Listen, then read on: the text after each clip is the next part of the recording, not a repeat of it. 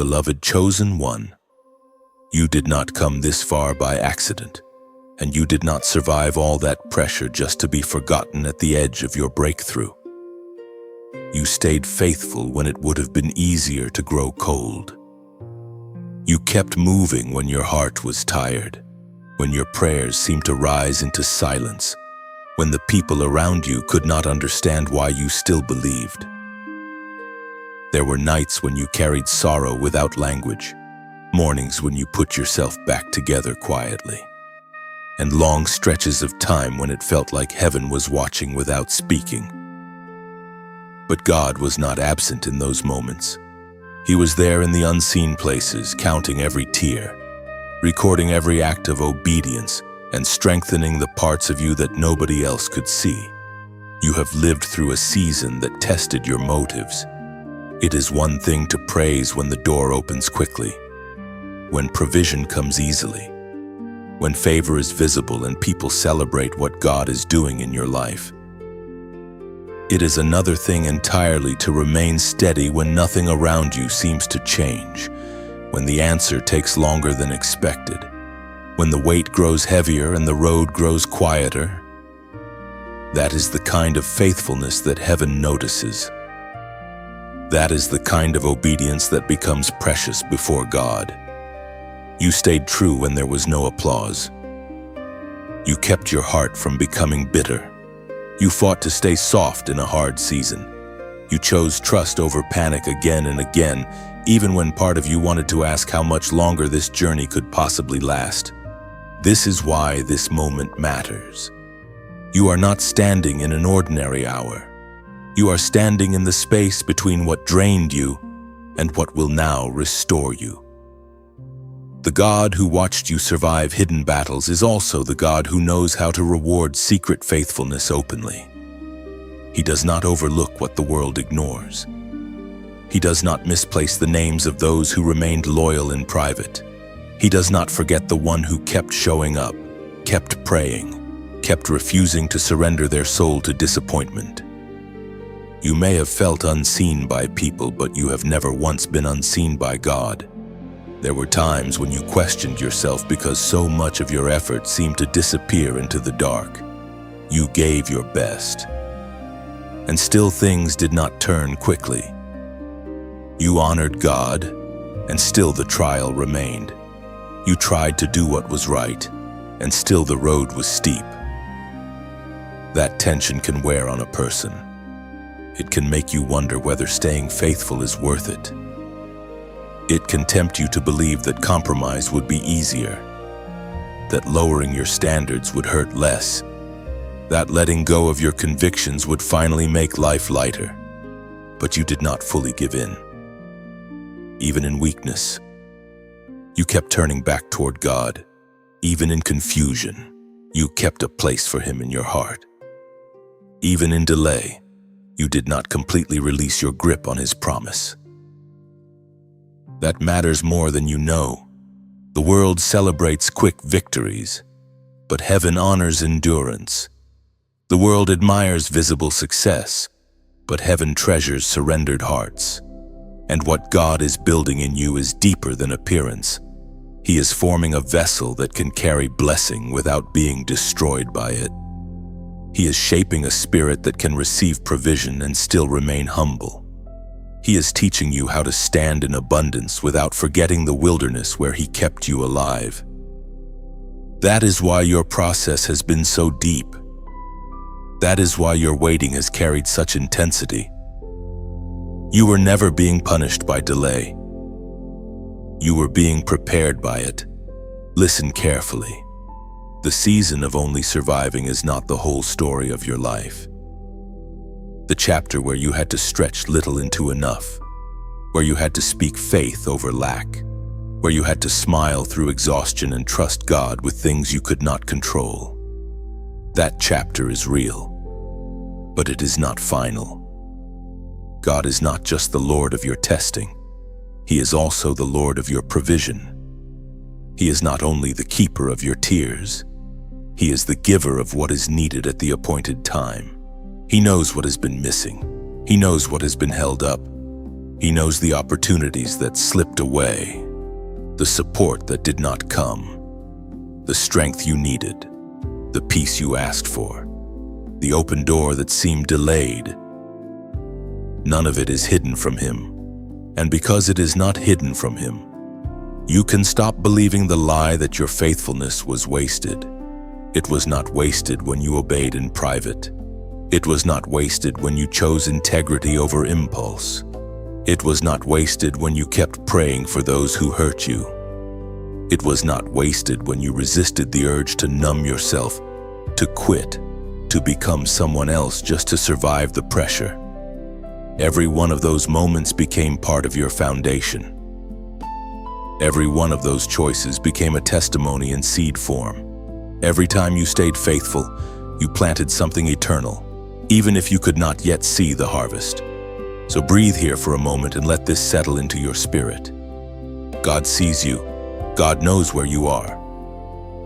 God has not been confused by your timeline, and He has not been threatened by your delay. What feels late to you is not lost to Him. What feels empty to you is not beyond His reach. What feels worn down in you can still be filled again. The same hand that sustained you in lack can establish you in overflow. The same voice that comforted you in sorrow can call you into a season of tangible restoration. The same God who kept you when you had little can trust you with more because He knows what faithfulness has cost you. Type 999 in the comments if you are ready to receive what God has prepared for your next season. This is not about chasing comfort. It is about recognizing that your loyalty to God in difficult places has meaning. It is about understanding that provision is not only money, though God can surely supply that too. Provision is peace returning to your mind. Provision is strength entering your body, and provision is wisdom for the next step. Provision is the right connection, the right timing, the right opportunity, the right shelter, the right word, and the right hour. Provision is God placing in your hands what your assignment requires. And because He is a good Father, He knows how to provide in ways that reach deeper than surface need. So lift your eyes, the story is moving. The silence is not empty. The waiting is not pointless. You stayed faithful, and heaven took notice. Now God is moving in ways you cannot fully see yet, arranging what only He can arrange, aligning what only He can align, and preparing to show you that your steadfastness was not in vain. You are still here. You are still chosen. And what God remembers, He knows how to reward. You begin to understand the weight you carried when you look at the life of Ruth, because her story is not wrapped in ease, comfort, or quick rescue. It begins in loss. It begins in emptiness. It begins in the kind of ache that quietly follows a person when the future they expected has fallen apart. That is why her journey fits this message so deeply. Ruth does not first appear as someone standing in abundance. She appears as someone walking through grief, uncertainty, and the painful unmaking of a former life. And that is where many faithful people find themselves before the provision of God becomes visible. You stay loyal in a season that feels stripped down. You keep moving even when the road ahead does not offer guarantees. You hold on to God when all around you seems reduced. Ruth knows that place. She loses the structure that once gave her identity and direction. The world she knew is shattered, and nothing in her circumstances suggests that an easy future is waiting nearby. Yet in the middle of sorrow, she makes a choice that reveals the strength of her spirit. She chooses faithfulness. She chooses covenant loyalty. She chooses to remain close to Naomi, not because the path looks rewarding, but because love and devotion still lead her heart. This is where her story touches yours. The weight you carried was not only the burden of pain, it was the burden of remaining faithful while pain pressed against every part of your life. It was the burden of continuing in love when bitterness would have been easier. It was the burden of obedience when there was no clear sign yet that obedience would be rewarded. That kind of faithfulness costs something. Ruth leaves behind what is familiar. She walks into an unknown land without the security of status, wealth, or visible certainty. She steps into a future that requires trust before it offers relief. This is often how God shapes a faithful heart. He does not always unfold provision all at once. Sometimes He first leads you into a place where your loyalty is tested, where your motives are uncovered, where your deepest trust is formed in the absence of immediate answers. Ruth does not follow Naomi because the outcome is guaranteed. She follows because her heart has settled into devotion. She stays because faithfulness has become stronger than fear. You know what that feels like. You have kept going without clear proof that your next step would be easier than your last one. You have held on when practical logic told you to let go. You have stayed soft before God when disappointment tried to harden you. You have chosen not to abandon your values even when life seemed to offer no fast reward for doing what is right. That hidden cost is part of the weight you carried. People often see the surface of faithfulness, but they do not always see the private surrender behind it. They do not see the tears, the quiet prayers, the inner wrestling, or the moments when the soul feels tired from carrying hope for too long. Ruth carried that kind of quiet weight, and still she moved forward.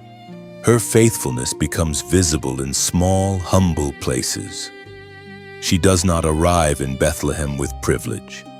She arrives with need. She enters a season where she must gather what others leave behind. She gleans in the fields. She works with humility. She bends low to collect scraps of provision. Yet even here, the hand of God is moving. This is what makes her story so powerful for your own life. Divine provision often begins in ways that do not look dramatic at first. It begins in ordinary spaces. It begins in daily bread. It begins in enough grace for one more day. Ruth does not yet see the full restoration ahead, but every step of humble faithfulness is leading her toward it. This matters because some of your heaviest seasons have looked like that. Not glamorous, not celebrated, not instantly transformed. You may have found yourself gathering fragments, trying to make little things stretch, trying to trust God in the middle of practical need, emotional weariness, and unanswered questions. But the field where Ruth bent low was not a place of abandonment. It was a place of divine noticing. God saw her there. God had already prepared a path of mercy before she understood what He was doing. And the same is true for you. The humble place is not proof that God has overlooked you. It may be the very place where His provision has already begun. One verse captures Ruth's heart with remarkable clarity. In Ruth chapter 1 verse 16, she says, "Whither thou goest, I will go." That is more than a statement of travel. It is a statement of surrendered loyalty. It is the language of someone who remains faithful before the blessing becomes visible. It is the sound of a heart that chooses commitment over convenience. And that kind of heart matters deeply to God. Ruth's story reminds you that the weight of faithfulness is real. It is heavy to keep showing up when life feels uncertain. It is heavy to choose love while grieving. It is heavy to trust God while standing in lack. But there is something holy being formed in that hidden endurance. Ruth is not merely surviving hardship. She is becoming the kind of woman who can carry blessing without forgetting the God who met her in humility. Her character is being formed before her provision is enlarged. Her devotion is being established before her life is restored. That order matters. So when you look at the weight you carried, do not see it only as pain. See it also as proof that grace kept you moving. See it as the place where your soul learned deeper trust. See it as the field where God began forming something beautiful in you long before the harvest appeared. Ruth's beginning is marked by loss, but her loss does not get the final word. Her faithfulness in lean days becomes the pathway to divine care. And in the same way, your own season of quiet endurance is not wasted. The God who watched Ruth in the fields is watching you now, and He knows exactly how to honor the heart that stayed faithful when life gave it every reason to stop. There comes a part of the journey where heaven seems quiet, and that quiet can test you in ways open conflict never could. Pain at least gives the heart something clear to wrestle with, but silence can make you question everything. It can make you wonder whether God still sees you, whether your prayers are reaching Him, whether your faithfulness has meaning when no visible answer comes. This is the place where many people grow tired, because silence does not always feel holy while you are inside it. Sometimes it feels empty. Sometimes it feels slow. Sometimes it feels like you're carrying hope through a landscape that offers no sign of change. Yet this is often where God does some of His deepest work. Ruth walked through that kind of silence after she chose loyalty, after she left behind what was familiar, after she entered Bethlehem with Naomi. Life did not suddenly bloom in dramatic abundance. There was no instant release into comfort. There was no immediate reversal that erased the weight of everything she had lost. Instead, there was a humble beginning. There were ordinary days. There was work that demanded patience. There was the quiet rhythm of gathering grain in the fields, piece by piece, under the pressure of need. From the outside, it might have looked small. It might have looked like survival more than breakthrough. But beneath that ordinary surface, heaven was not absent. Heaven was arranging. This is what you need to hear in your own season. The silence is not proof that God has stepped away from you. It may be proof that He is building something too deep to be rushed. You often want an answer that arrives all at once. Something unmistakable, something immediate, something that removes uncertainty in a single moment. But God sometimes works with a quieter wisdom. He forms the heart before He enlarges the hand.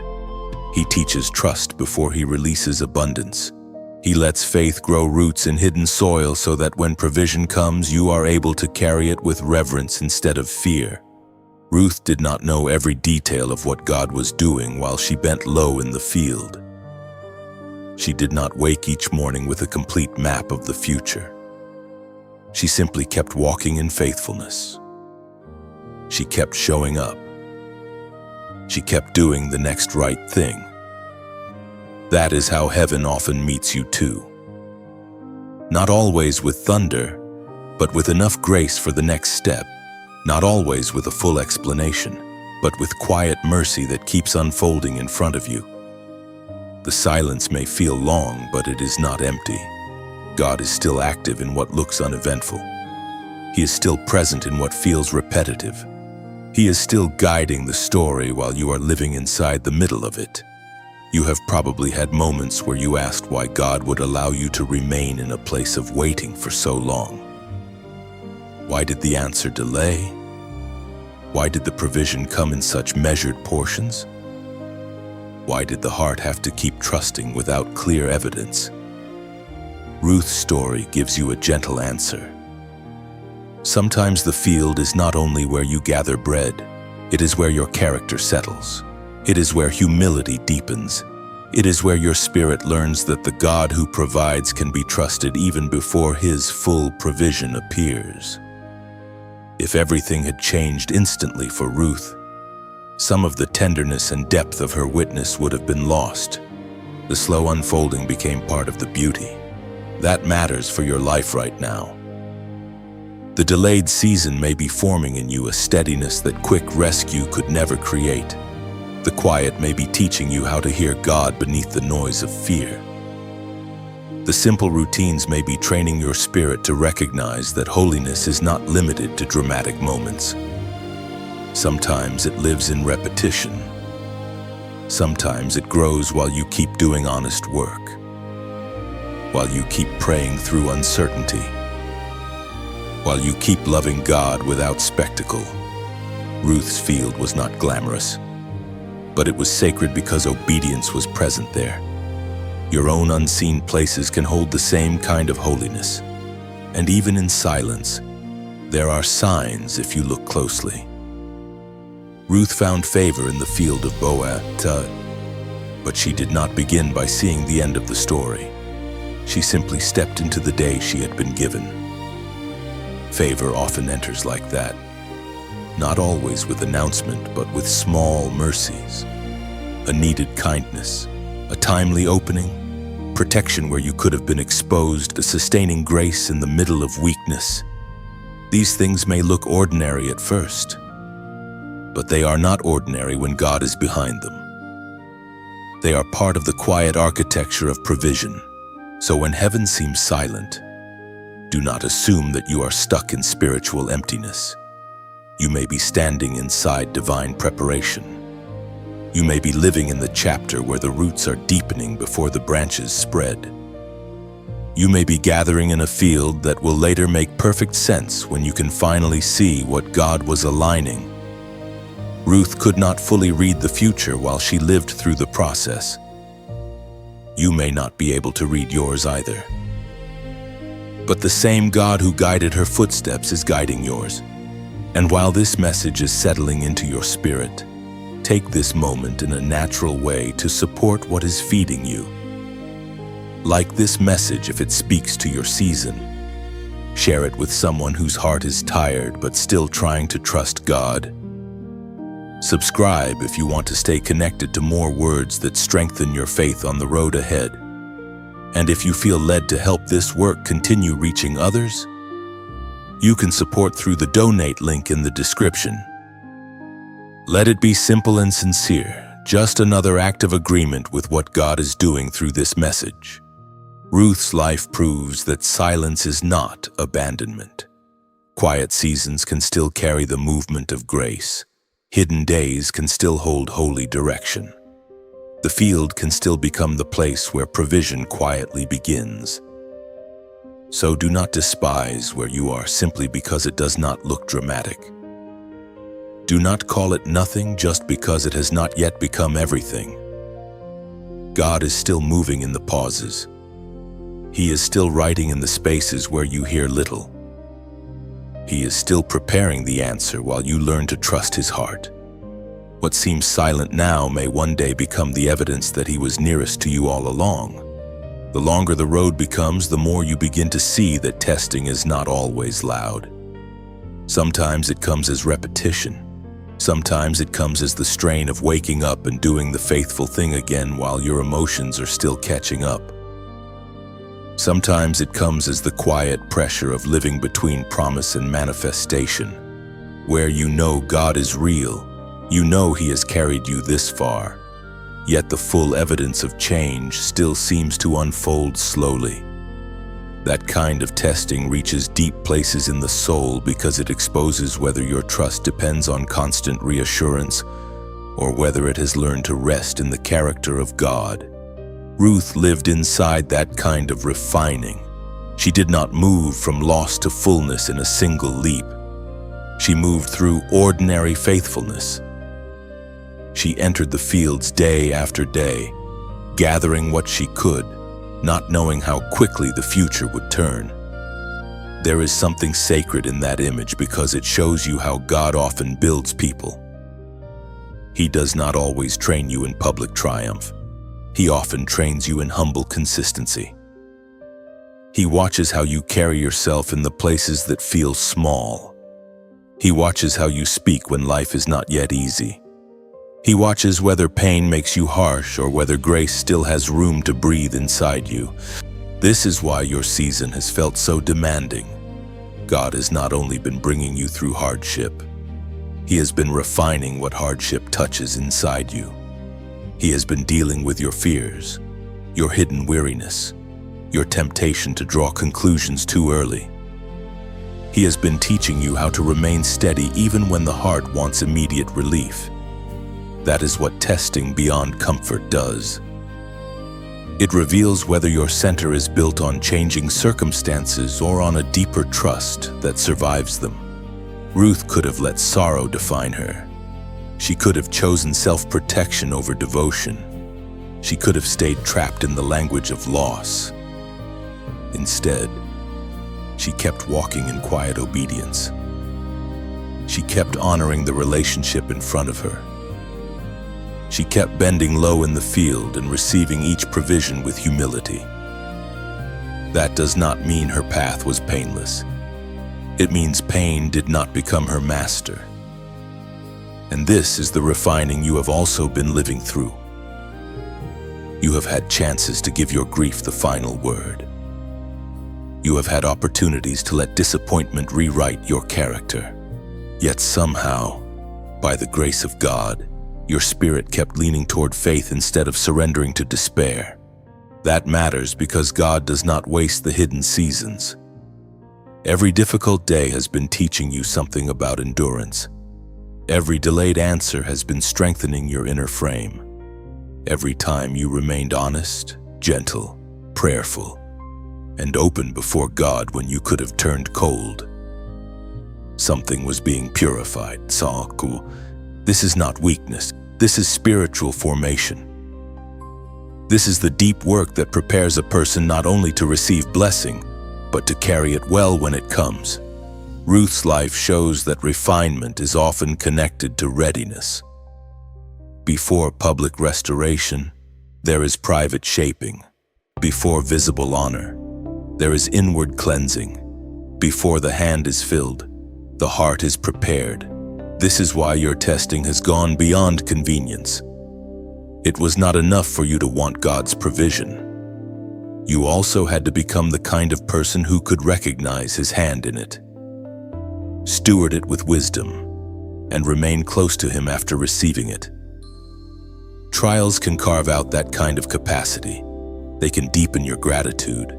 They can make your discernment sharper. They can teach you that provision is not merely about having more, but about being aligned enough to know why it was given.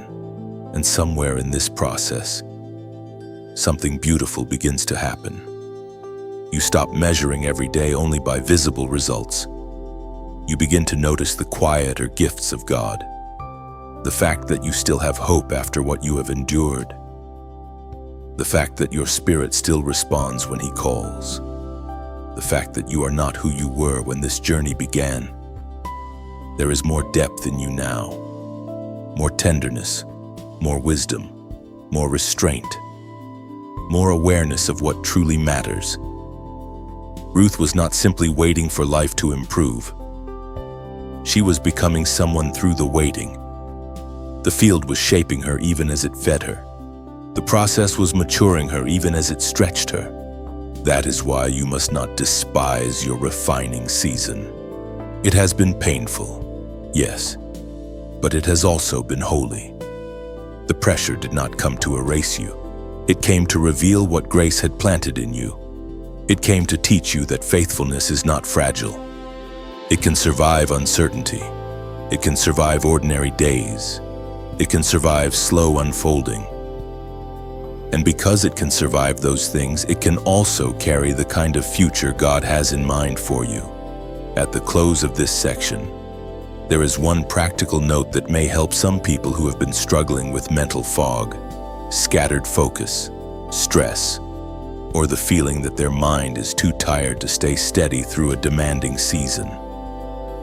A product sometimes called the Genius Wave or Genius Song is presented as a short audio tool built around brainwave entrainment, using sound patterns that are said to support focus, clarity, creativity, calm, and better mental performance in just a few minutes a day. It is described as helping with problems many listeners here may relate to, such as difficulty concentrating, low mental energy, anxious overload, poor clarity, and the sense of being unable to think at your best. If that kind of support feels relevant to you, You can look into the official information through the description or the pinned comment and decide carefully for yourself in a calm and unpressured way. Please be cautious with fake copies, imitation pages, or unofficial sellers, and only use the official source if you choose to try it. But above all, remember this: no tool replaces the deep spiritual work God is doing in you.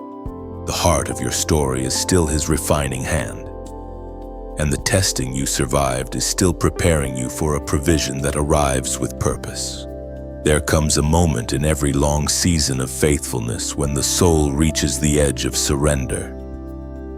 Not the kind of surrender that bows before God in trust, but the kind that wants to stop caring because caring has become so costly. This is the breaking point few people see. It is the inward place where disappointment whispers that nothing will change, where fatigue tells you to lower your expectations, where grief tries to persuade you that survival is all you should hope for. By the time a person reaches this place, they are not always loud about it. Sometimes they are very quiet. Sometimes they keep functioning while something inside them is trembling. Sometimes they smile in public while privately standing on the thin line between endurance and emotional collapse. Ruth knew that edge in a way only the faithful can know it. She had already lost much. She had already chosen loyalty over convenience. She had already stepped into a future that offered no clear guarantees.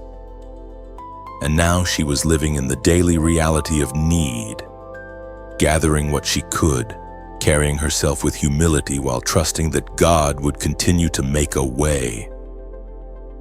That kind of life requires more than good intentions. It requires inner restraint. It requires reverence. It requires the decision, again and again, not to let hardship turn your spirit bitter. That was part of Ruth's quiet greatness. She was not only enduring loss, she was enduring it without losing the integrity of her heart. This is where your own story becomes deeply personal. You have stood near that edge too. There were moments when your heart wanted to say no more. No more waiting. No more stretching. No more trying to make sense of delays that kept pressing against your faith. There were days when obedience felt less like joy and more like costly discipline. There were nights when it would have been easier to let disappointment define your outlook. Yet something in you kept turning back toward God. Even when your strength felt thin, you did not fully let go. Even when your emotions were worn down, you still carried enough reverence to remain open to His leading. The breaking point is dangerous because it often disguises itself as realism. It says you are only protecting yourself. It says you are only lowering your expectations so you will not be hurt again. It says you are only becoming practical. But beneath that voice is often a deeper temptation. The temptation to stop trusting the goodness of God. The temptation to build your future only around what you can control. The temptation to let pain become your prophet.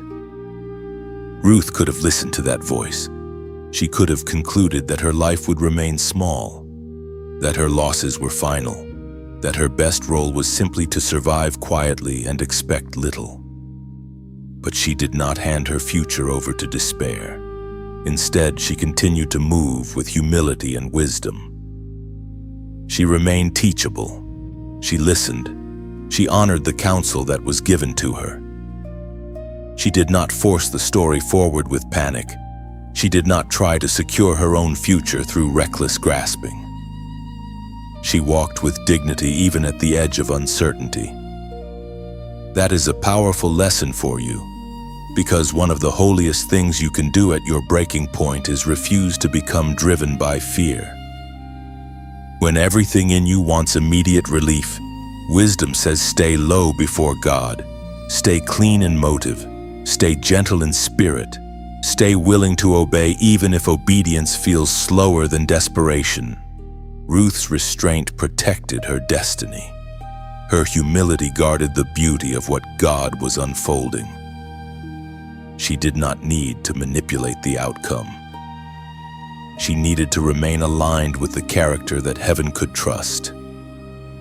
This is where many people miss the sacredness of their own hard season. They think the only goal is escape. But sometimes the greater miracle is that your character remains intact while the answer is still forming. The greater testimony is that hardship did not make you reckless. Pressure did not make you compromise. Delay did not make you abandon what was holy. That is why the breaking point can become a threshold rather than an ending. If you meet it with surrender to God instead of surrender to despair, something changes inside you. Your faith stops depending on emotion and begins to settle into deeper substance. Your obedience becomes less fragile. Your love for God becomes less tied to immediate outcomes. And strangely, the very place where you felt closest to quitting becomes the place where your spirit grows most mature. Ruth's life carries that wisdom. She does not explode into breakthrough through force. She arrives there through reverent endurance. Scripture captures this posture beautifully in Psalm chapter 37, verse 7. Rest in the Lord and wait patiently for Him. That verse is not passive, it is courageous. It asks the heart to remain steady when urgency would rather run ahead. It asks the soul to stay anchored when fear wants to take over. It asks you to trust that God's timing is not cruelty. Even when it stretches your patience beyond comfort, you may be standing at such a threshold now. You may feel the weariness of having believed for a long time. You may be fighting the quiet temptation to expect less from life so the ache does not sting as much. But this is not the hour to hand your heart over to hopelessness. This is the hour to let God meet you at the edge, not with shame, not with condemnation, but with sustaining grace. He knows how thin your strength has felt. He knows the private thoughts you have wrestled through. He knows how close you have come to emotional surrender, and still He has kept you. Ruth's story reminds you that the edge is not the end. The moment when your strength feels most tested can become the place where God's wisdom holds you most securely. You do not need to force tomorrow into being. You do not need to rescue yourself through panic. You do not need to become someone harder or colder in order to survive. You need the same thing Ruth carried through her lean season: quiet faith, reverent patience, a heart that remains open to God's unfolding. And that kind of heart, though it may tremble, is never beyond His care. So breathe deeply in this truth. Your breaking point has not disqualified you. The very fact that you are still here, still listening, still hoping even in weakness, means grace is already at work. God has not brought you this far to leave you in the hands of despair. He is able to steady you at the edge, protect what He planted in you, and lead you across this fragile ground into the next part of your story. Ruth did not lose her destiny in the hard middle, and you will not lose yours there either. By now, you can feel how faithfulness behind closed doors carries a weight that public moments never fully reveal. What people often call strength is sometimes simply the grace to keep going when no one is watching, when no one is praising your endurance, when no visible reward has yet appeared. This is the part of the story where heaven sees what others miss. It sees the tears you wipe away before speaking kindly. It sees the prayer you whisper before taking the next step. It sees the discipline it takes to remain gentle when life has been rough with you. And in the life of Ruth, this hidden faithfulness becomes one of the clearest signs that God is preparing something larger than the moment she is currently living. Ruth does not build her future through noise. She builds it through consistency. She wakes and goes to the field. She works with humility. She receives small mercies without entitlement. She honors Naomi without resentment. She carries herself in a way that reveals inward steadiness, even though her circumstances are still fragile. There is something deeply moving about that because it shows that your greatest spiritual victories may happen in quiet places. They happen when you choose not to let your private pain poison your public spirit. They happen when you keep doing what is right though no one would blame you for giving up. They happen when your relationship with God remains alive in secret, not only in moments when others can see it. That is where your own faith has been proven. Not mainly in the visible hours, but in the hidden ones. In the moments when you had to decide whether you would pray or shut down. In the moments when you had to decide whether disappointment would become your identity. In the moments when you had to choose integrity though compromise seemed easier. Faithfulness behind closed doors is powerful because it is honest. It is not strengthened by applause. It is strengthened by conviction. It says that God is worthy even when life is not easy. It says that obedience still matters even when no quick reward appears. It says that your soul will not belong to bitterness just because the road has been long. Ruth lived that truth in ways both simple and profound. Her actions were not dramatic, yet they were deeply sacred. She kept showing up in the field. She kept receiving each day as it came. She kept walking in humility and respect. She did not know that others were noticing the texture of her life, the way she carried herself, the way her faithfulness gave shape to her presence. This is often how God works in your life too. The very qualities being formed in secret are the ones that will open doors you could never force open on your own. Quiet integrity speaks. Quiet perseverance speaks. Quiet trust speaks. And heaven knows how to respond when a person stays true in private. Sometimes you think what happens in secret does not count because it feels too small. But that is not how God sees it. He sees every unseen decision. He sees every time you choose patience over panic. He sees every time you remain pure in motive when fear tempts you to manipulate outcomes. He sees every time you serve, endure, forgive, and hope without any guarantee that others will understand. In the kingdom of God, those private obediences are never wasted. They become part of the architecture of your future. They become the places where trust is strengthened and character is made ready for greater responsibility. This is why Ruth's story matters so much here. She is not rushing ahead of God. She is not demanding instant answers.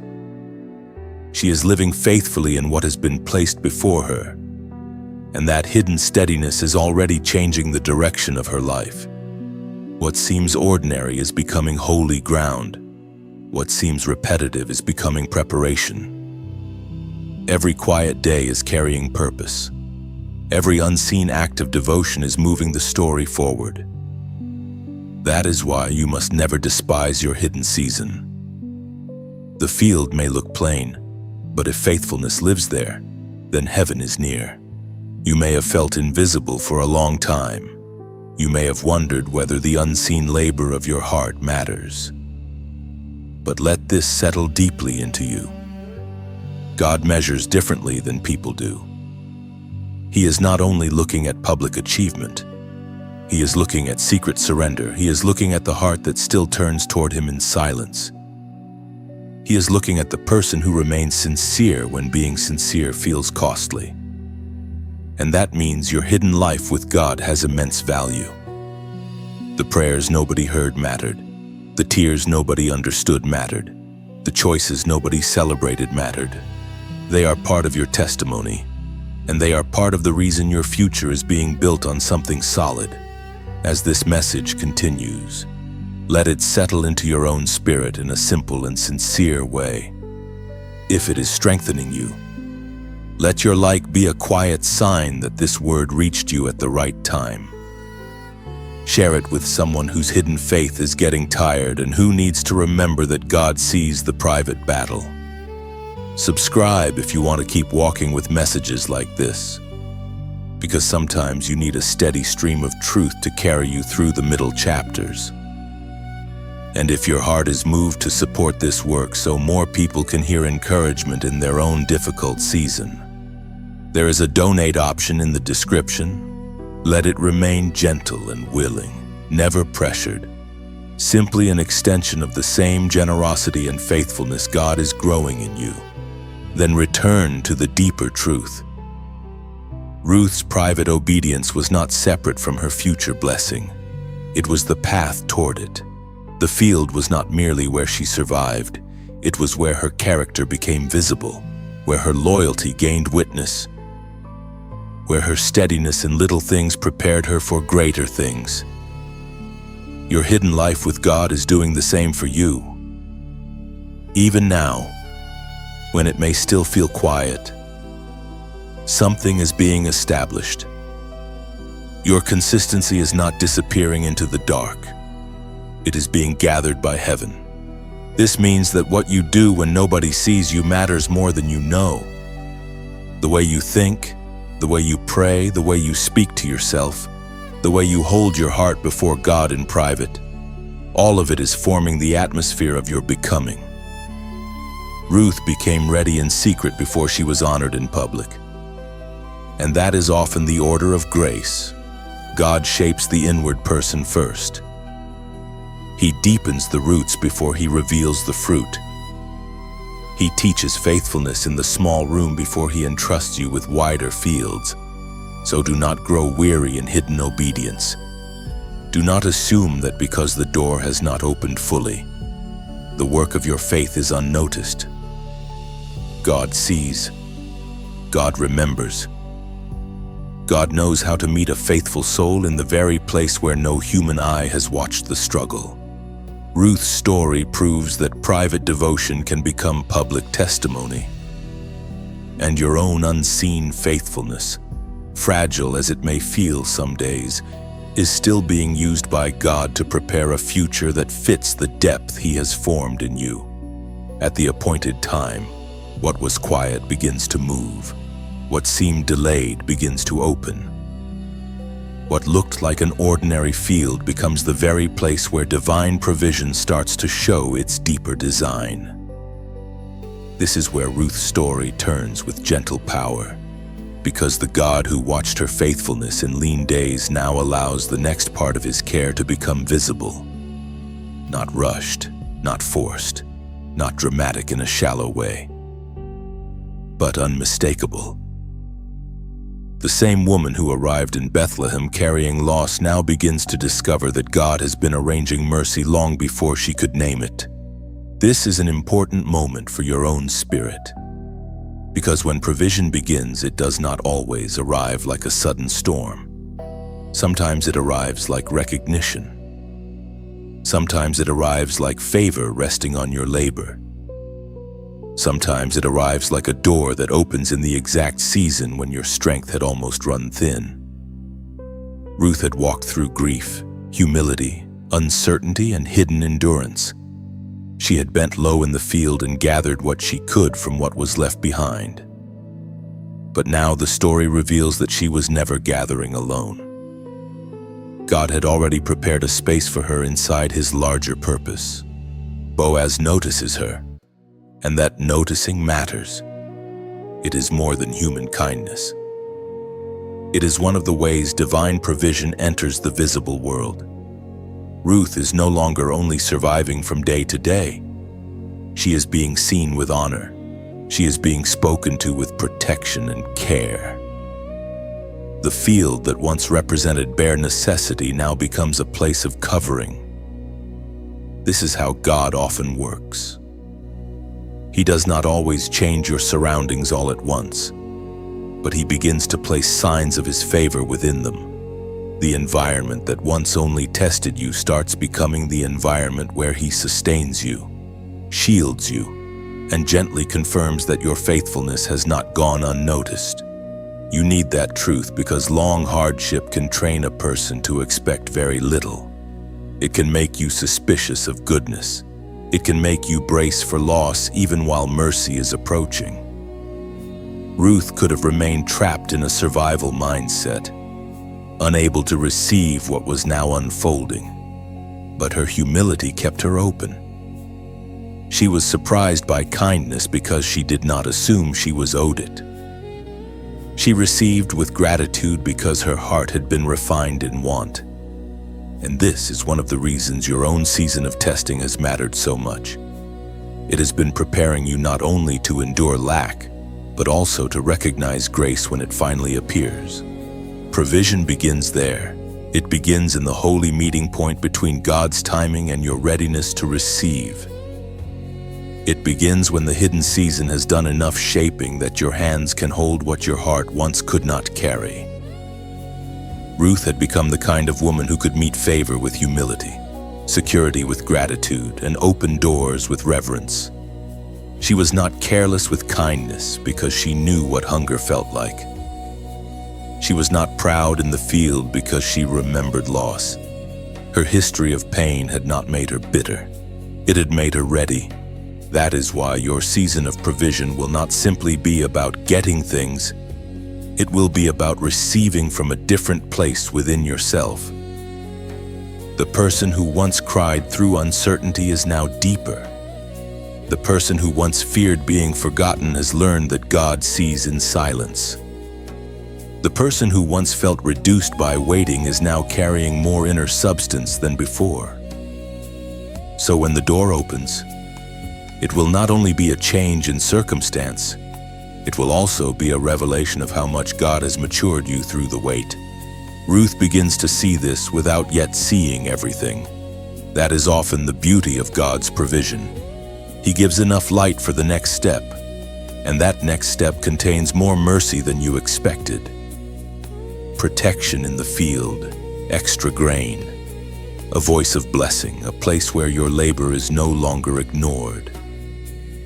These things may look small to someone who has never lived through long lack, but to the faithful soul they are signs. They are evidence that God knows exactly when to let the story turn. They are reminders that the season of bare survival is not permanent. Scripture gives language to that turning in Ruth chapter 2 verse 12. The Lord recompense thy work, and a full reward be given thee of the Lord God of Israel, under whose wings thou art come to trust. That verse fits this moment with such tenderness because it speaks of reward after trust. Not reward before trust. Not reward instead of trust. Reward after trust. Ruth came under God's wings first. And in that place of refuge, the beginnings of provision started to unfold. The same pattern speaks to your life now. You came to God with weakness, with questions, with need, with a heart that had been stretched by waiting. You did not always understand what He was doing, but you stayed near Him as best you could. And now, whether you fully see it yet or not, provision has begun to move. It may be arriving through a relationship He prepared, through peace returning to your mind, through unexpected help, through clarity where confusion once ruled, through an opportunity that matches the season you have survived.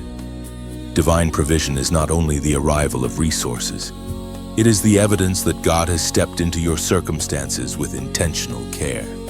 Ruth's story shows that when God provides, He does not only answer the outer need, He also heals the inner fear that grew around the lack. He lets you discover that you were never gathering alone. He lets you see that His hand was hidden inside the ordinary.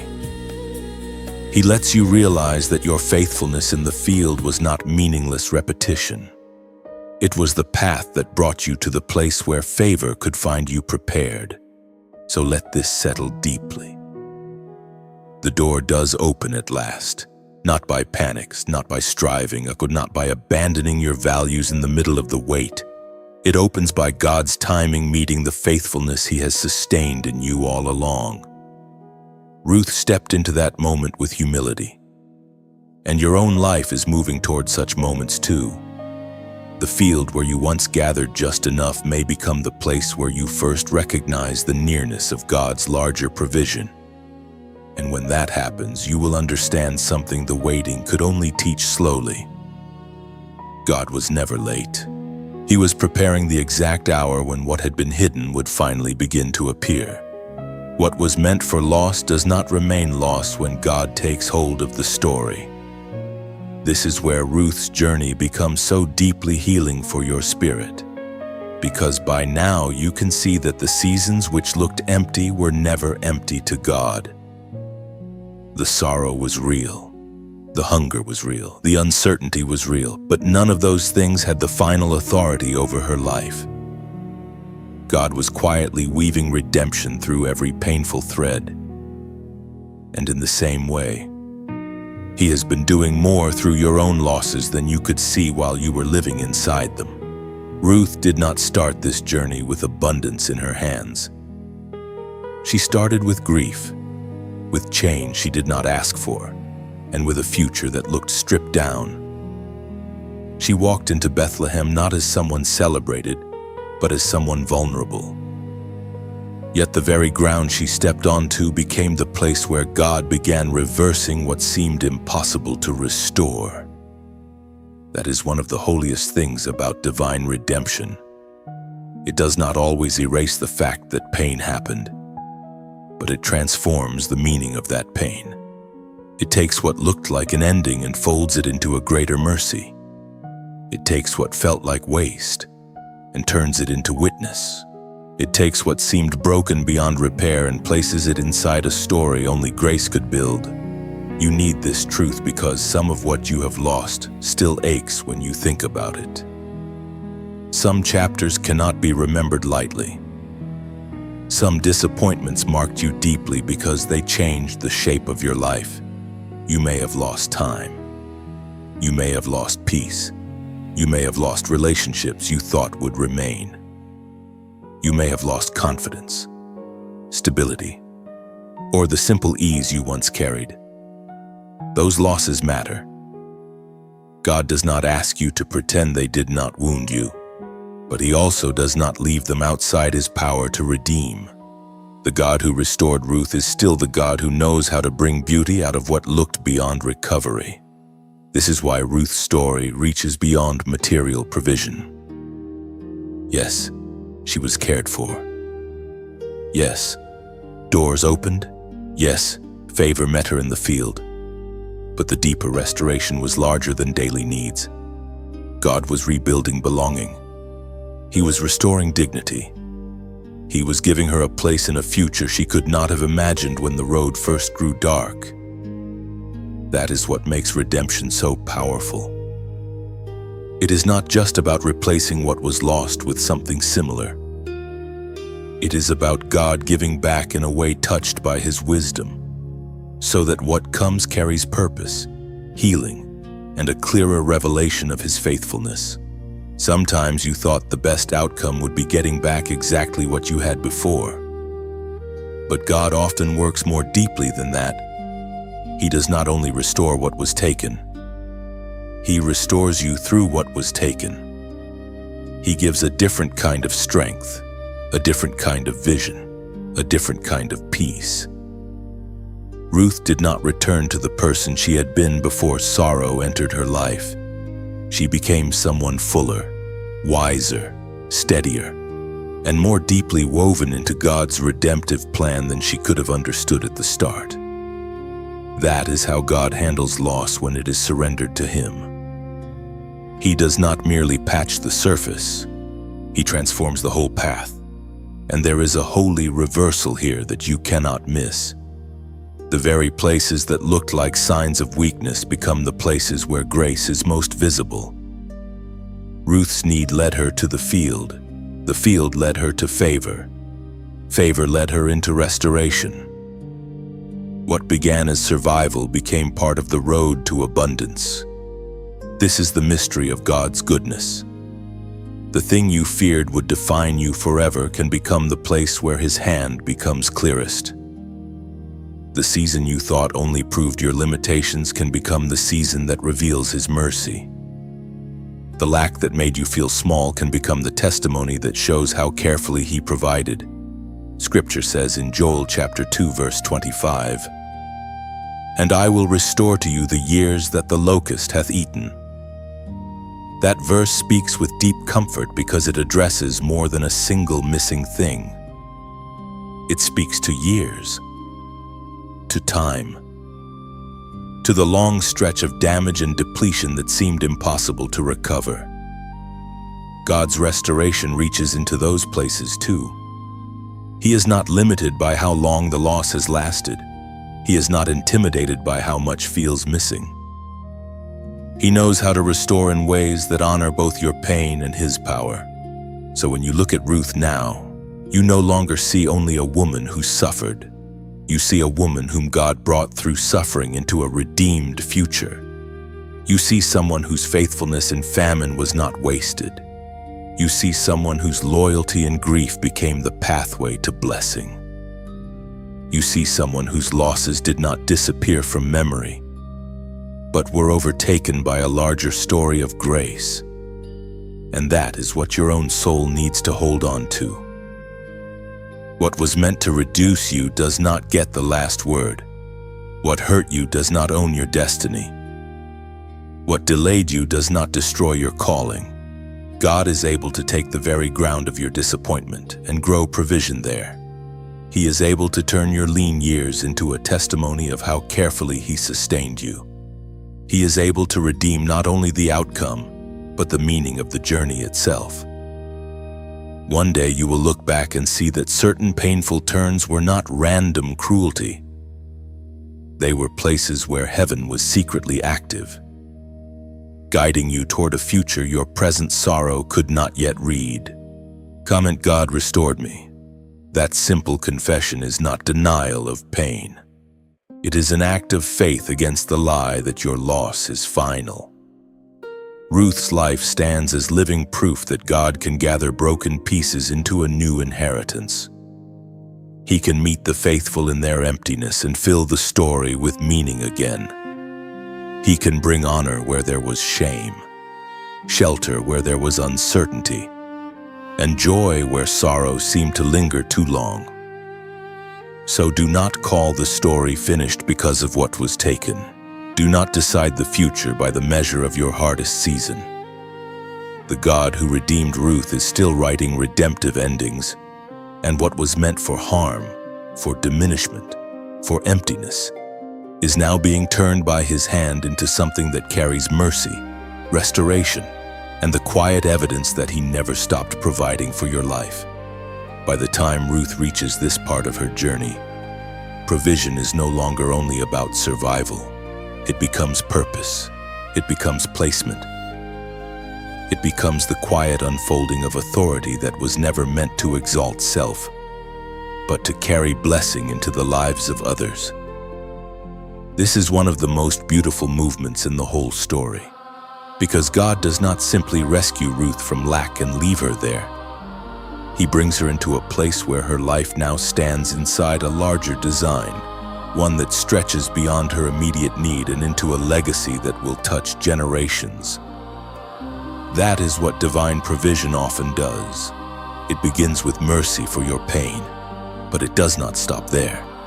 It moves toward purpose. For a long time, Ruth lived from day to day.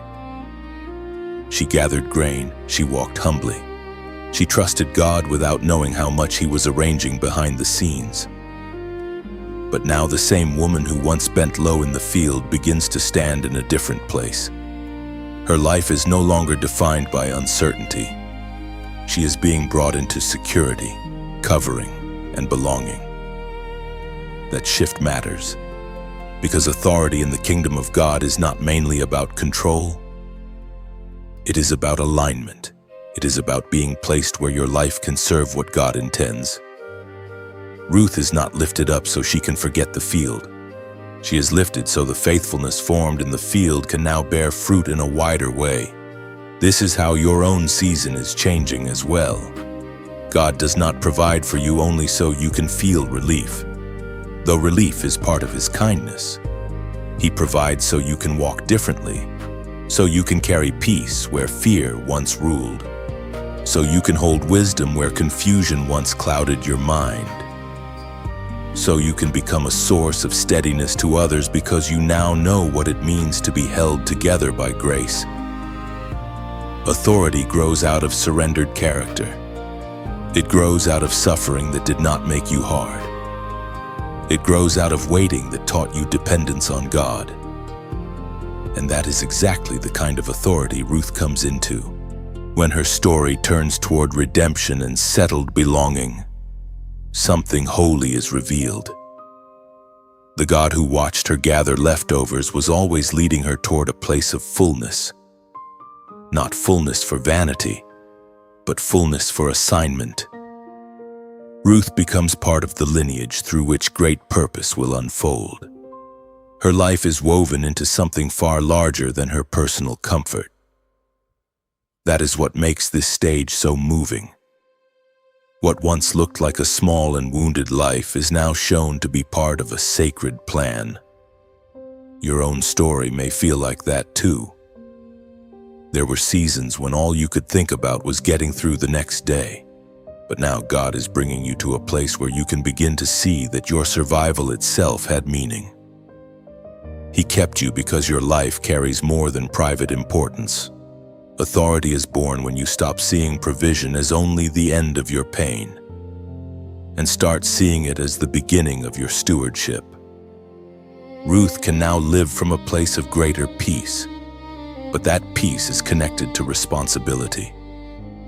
Blessing now flows through her life in a way that affects Naomi, affects her household, affects the future beyond what she can see. This is how God often works with the faithful. He lets them pass through deep waters, and when they come out, they are able to carry more because they have learned reverence. They know what mercy costs. They know what dependence feels like. They know how to treasure what comes from God because they remember the lean places where they had only Him to trust. That is why your own authority will not look like pride. It will look like groundedness. It will look like quiet confidence. It will look like discernment.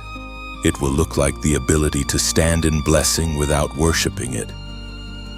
It will look like compassion for people who are still in the field because you remember the ground beneath your own feet. Ruth's journey prepares her for that kind of life. She does not enter favor as someone careless. She enters it as someone shaped by faithfulness, humility, and loss that has been redeemed. Scripture gives a beautiful picture of this larger purpose in Ruth chapter 4, verse 17, where it says, "There is a son born to Naomi." That line is so tender because it shows that Ruth's restoration does not stop with Ruth. Her blessing becomes shared blessing.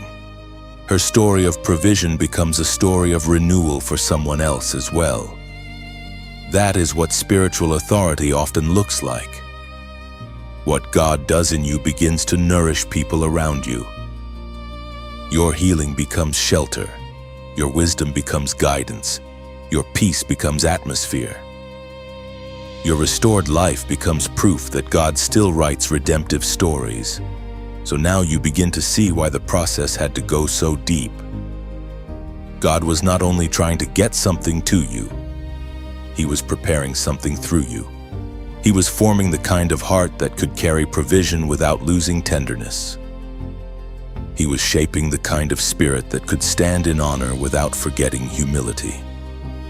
He was building the kind of life that could become a channel of blessing, not merely a container of personal comfort. Ruth embodies that so beautifully. Her authority is not loud, but it is real.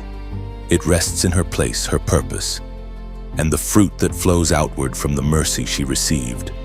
This means your future is not smaller because of what you suffered. It may actually be deeper because of it. The places where you once felt weakest are now the places where grace has taught you the most. The losses that once reduced you have become part of the soil where wisdom grew. The delays that once frustrated you have formed patience, perspective, and a truer understanding of God's timing. All of that prepares you to walk in a more grounded authority, one that is not shaken by every change in circumstance because it was formed in harder places than comfort. Ruth's story proves that God's provision is never random. It is purposeful. It is relational. It is redemptive. It lifts you, but it also anchors you. It blesses you, but it also positions you. And when you begin to walk in that kind of authority, you understand at last that the field was never wasted. The waiting was never wasted. The tears were never wasted. God was preparing you not just to be helped, but to become part of His help in the earth. That is the dignity of this moment. You are not only surviving now, you are stepping into a life that carries peace, purpose, and the quiet authority of someone God has brought through the fire and established with His own hand. Now you can see the crown was never made of comfort.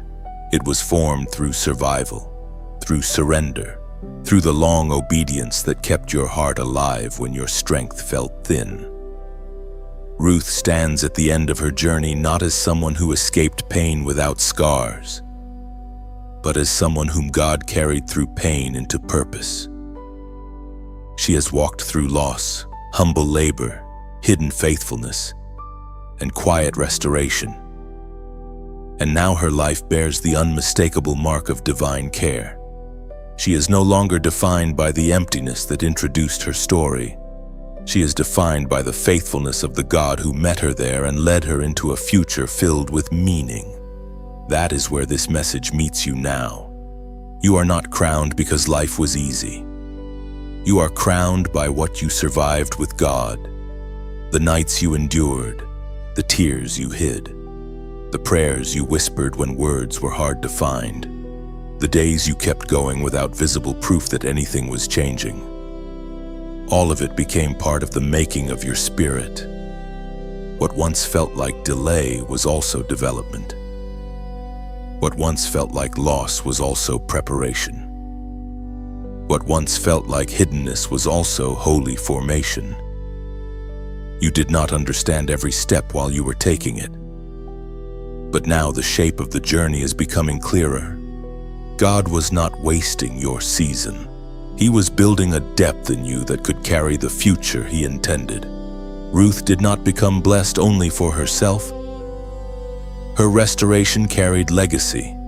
Her covering carried purpose. Her settled place in the story became part of something far larger than her own relief. That is the beauty of how God finishes what He starts.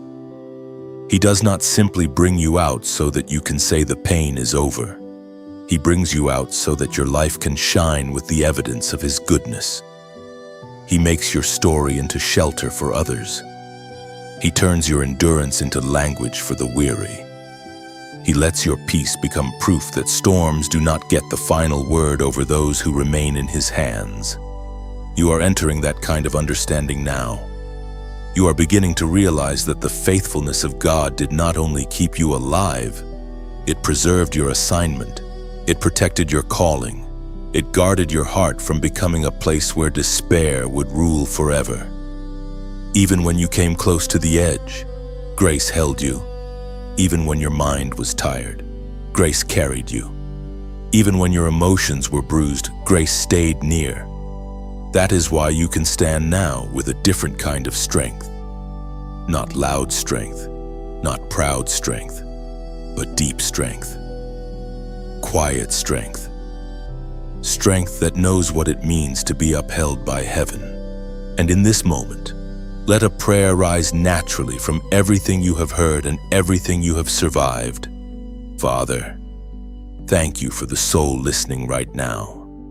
Thank you that you have seen every hidden battle, every tear, every act of obedience, every moment they chose faith when giving up would have been easier. Thank you for sustaining them in lean seasons and for keeping their heart from being destroyed by what they endured. I ask you now to seal this word deeply within them. Let peace settle where fear has lingered. Let strength return where weariness has lived too long. Let provision come in the places where there has been lack. Let clarity come where there has been confusion.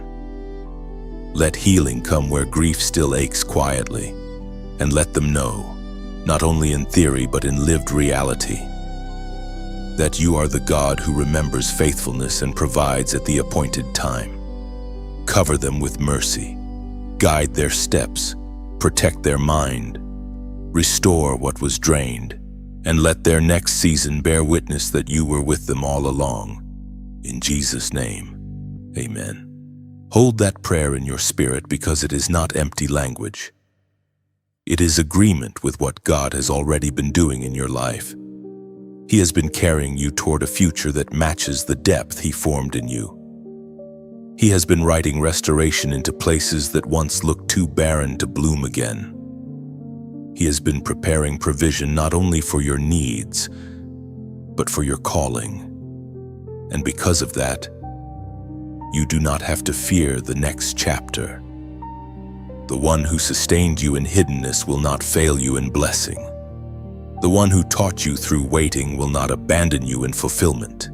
The one who refined you through hardship will not waste the fruit of that refining. So receive this ending as a beginning. Lift your eyes and let hope breathe again. Let your shoulders release the old lie that you were forgotten. Let your heart rest in the truth that God does not overlook the faithful. Your story is not defined by what tried to break you. It is defined by the hand that kept you. Your future is not governed by the hardest season behind you. It is governed by the God who stood with you in it and brought you through. And as this message settles with you, let your response be simple and sincere. Like this message, if it has met you in a real place, share it with someone who has stayed faithful and needs to hear that God still provides. Subscribe if you want to keep receiving words that strengthen your walk and remind you of who you are in God. And if you feel led to support this work so messages like this can continue reaching tired hearts, there is a donate option in the description. Let it come from peace, never pressure, as just another quiet act of participation in what God is doing. You have come too far to call yourself abandoned. You have seen too much grace to believe your faithfulness was wasted. You have been carried through too many impossible moments to doubt that heaven has been involved in your story. Ruth's life closes not in emptiness but in honor, not in sorrow but in sacred continuation, and your life, held by the same faithful God, is moving in that direction too. You are not behind. You are not disqualified. You are not forgotten. You are chosen, refined, provided for, and led by a God who knows exactly how to finish what He began in you. The road ahead may still ask for faith, but it no longer needs the kind of fear that once sat heavy on your chest. You have seen what God can do with a life that stays yielded, and that truth will steady you in the days to come. Keep walking with the quiet confidence that His provision is not random and His timing is not careless. What He has placed in your hands now, receive with gratitude.